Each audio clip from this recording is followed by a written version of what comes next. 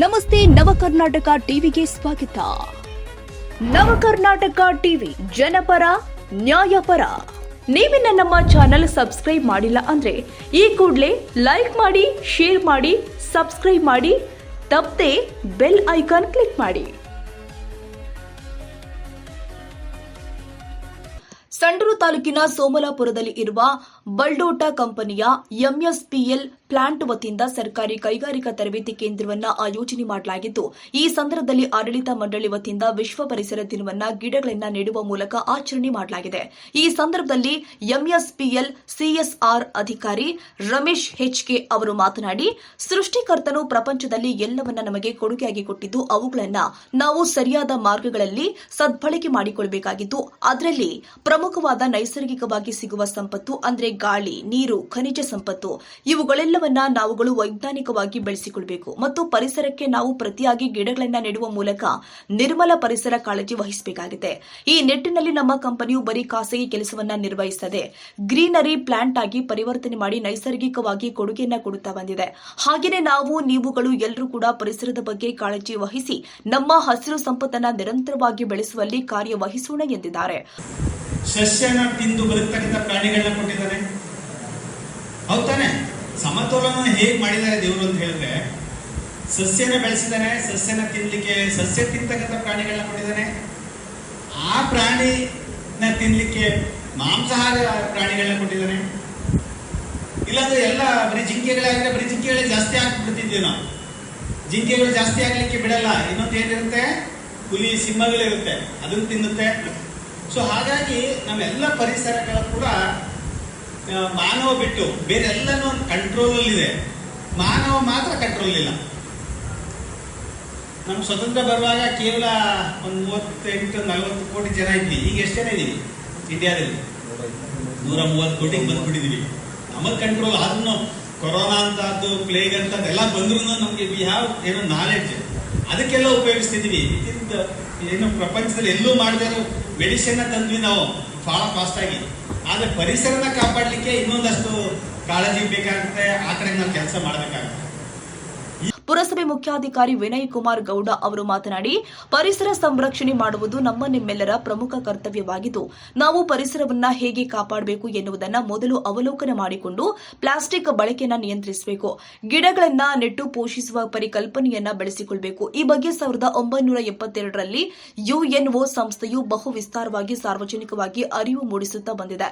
ಪರಿಸರದಿಂದ ಸಿಗುವ ಸೌಕರ್ಯಗಳನ್ನ ನಾವು ಮಿತವಾಗಿ ಬಳಸಬೇಕು ಅಂತ ಸಲಹೆ ಕೊಟ್ಟಿದ್ದಾರೆ.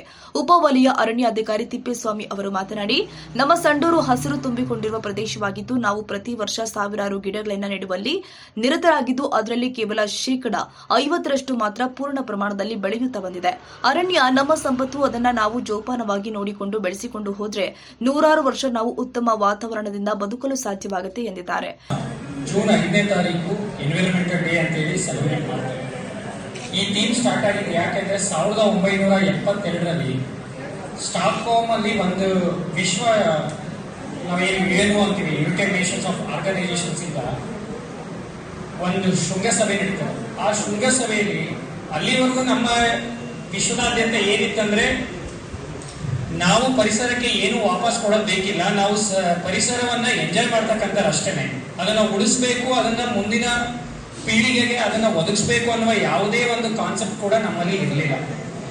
1972ರಲ್ಲಿ ಯುಎನ್ಒ ಒಂದು ಏನು ಕೌನ್ಸಿಲಿಂಗ್ ಸ್ಟಾಕ್ಹೋಮ್ ಅಲ್ಲಿ ಕರೀತದೆ, ಆ ಆರ್ಗನೈಸೇಷನ್ ಅಲ್ಲಿ ಒಂದು ಶೃಂಗಸಭೆಯಲ್ಲಿ ಒಂದು ಮಾತ್ರವಾದ ಬೆಳವಣಿಗೆಗಳು ನಡೀತದೆ.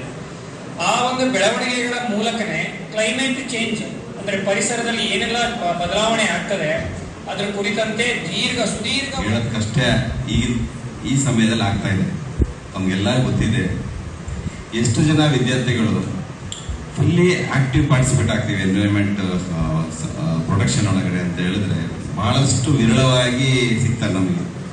ಯಾಕೆಂದ್ರೆ ತಮಗೆಲ್ಲ ತಿಳಿದಿರೋ ಹಾಗೆ ಈಗ ಎಲ್ಲ ನಮ್ಮ ಗಣ್ಯರು ಹೇಳಿದ್ರು ವಿಶ್ವ ಪರಿಸರ ದಿನಾಚರಣೆ ಬಗ್ಗೆ ಪ್ರತಿ ವರ್ಷ ನಾವು ಜೂನ್ 5ನೇ ನಾವು ಇಡೀ ವಿಶ್ವದಾದ್ಯಂತ ನಾವು ಆಚರಿಸ್ತೀವಿ.